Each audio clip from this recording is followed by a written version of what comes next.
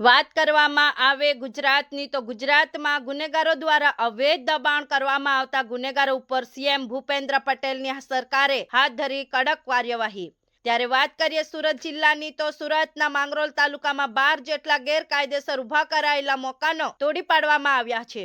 જાણવા મળી રહ્યું છે કે માંગરોળ તાલુકામાં જે ગુનેગારો છે તે ગૌ હત્યા, રાયોટિંગ, મારામારી સહિતના ગંભીર ગુનાઓમાં નોંધાયેલા હતા।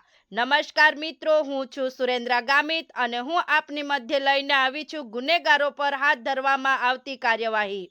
શું છે સમગ્ર હકીકત, જોઈએ STTV લાઈવ ન્યૂઝ ચેનલના માધ્યમથી આ વિડીયોમાં। ગુજરાતભરમાં સીએમ ભૂપેન્દ્ર પટેલનું બુલડોઝર ગેરકાયદેસર દબાણો ઉપર ચાલી રહ્યું છે। ત્યારે સુરતના માંગરોળ તાલુકા ખાતે આવેલા જંખવા ગામે તંત્ર દ્વારા કડક હાથે કામગીરીને હાથ ધરવામાં આવી છે।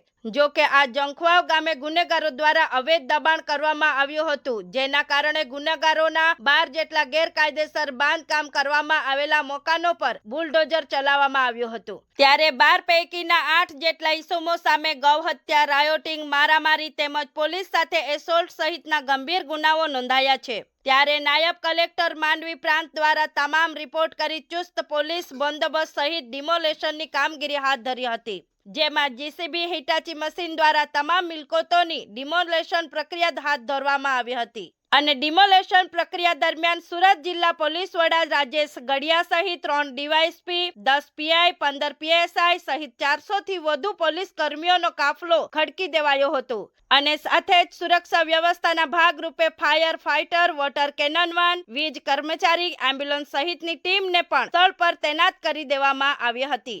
અને ત્યારબાદ 1000 ચોરસ મીટરની જગ્યાના આશરે ₹50 લાખ કિંમતની મહામૂલી સરકારી જગ્યા પર બાંધકામ થયું હોવાથી તેને દૂર કરવાની કામગીરી કરવામાં આવી હતી। જો કે ગેરકાયદેસર થયેલું બાંધકામ દૂર કરવામાં આવતા લોકટોળાઓ ઉમટી પડ્યા હતા, જેમાં 12 ઈસમો પૈકી ગફૂર મુલતાની, હનીફ મુલતાની, શાહરૂખ મુલતાની સહિતના લોકો સામે પણ ગંભીર ગુનાઓ નોંધાઈ ચૂક્યા છે।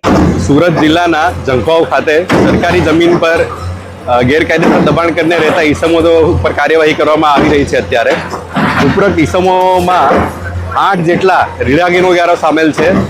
એ રીઢા ગુનેગારોની માલ મિલકત, રેસિડેન્શિયલ, કોમર્શિયલ તમામ સામે હાલ ડિમોલિશનની કાર્યવાહી ચાલી રહી છે અને આગામી દિવસોમાં જેટલાય ઇલીગલ ઓક્યુપેન્ટ્સ હશે એની સામે પણ કાર્યવાહી કરવામાં આવશે।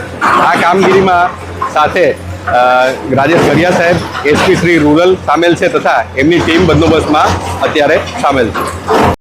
જંખવાવ પોલીસ સ્ટેશનનું જે જંખવાવ ટાઉન છે એ જગ્યાએ 12 જેટલા જે સરકારી જમીનની અંદર દબાણ કરીને જે બાંધકામો થયેલા છે એ તોડવા માટે SDM માંડવીશ્રીએ આયોજન કરેલું અને એ બાબતે એ લોકોએ એમની જે કંઈ પ્રોસિજર છે એ પ્રોસિજર ફોલો કરી અને આ જે ગેરકાયદે બાંધકામ કરનાર લોકો છે એમને નોટિસ આપી અને આજરોજ પોલીસ બંદોબસ્ત માગેલો। પોલીસ બંદોબસ્તમાં અધિકારીઓ અને સ્ટાફ તમામ સાથે ગણીએ તો આશરે 401 જેટલો પોલીસનો બંદોબસ્ત છે। ટોટલ 12 જેટલા બાંધકામ જે છે એ આજરોજ SDM શ્રી દ્વારા જે તોડવાનું આયોજન છે અને વહીવટીતંત્રે જે મુજબ બંદોબસ્ત માગ્યો છે એ મુજબ પોલીસ દ્વારા બંદોબસ્ત ફાળવવામાં આવેલ છે।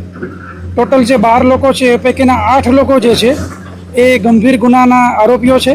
એમની વિરુદ્ધમાં શરીર સંબંધી ગુનાઓ, ગૌ હત્યાને લગતા ગુનાઓ, પશુ તસ્કરીને લગતા ગુનાઓ, સરકારી નોકરો પર હુમલાને લગતા ગુનાઓ, આ પ્રકારના વિભિન્ન પ્રકારના ગુનાઓ પણ નોંધાયેલા છે।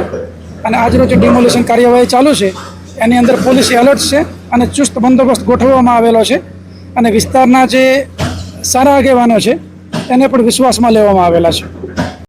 Bureau report STTV live news Surat, હર હંમેશ સત્યની સાથે।